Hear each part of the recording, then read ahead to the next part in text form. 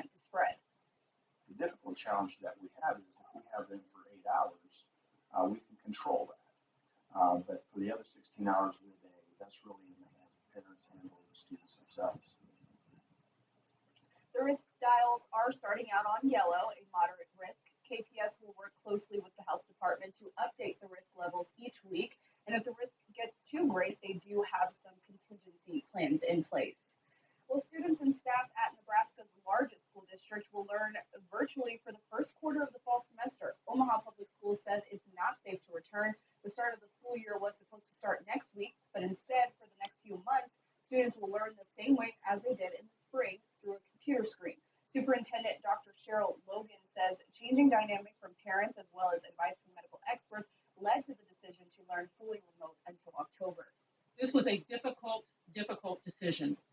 But when our focus is health and safety based on what we see, this is the right path forward. Now, masks are not mandated in Omaha, but the city and school district are looking to take the steps to prevent spread. Well, as we wrap up our work week, we're looking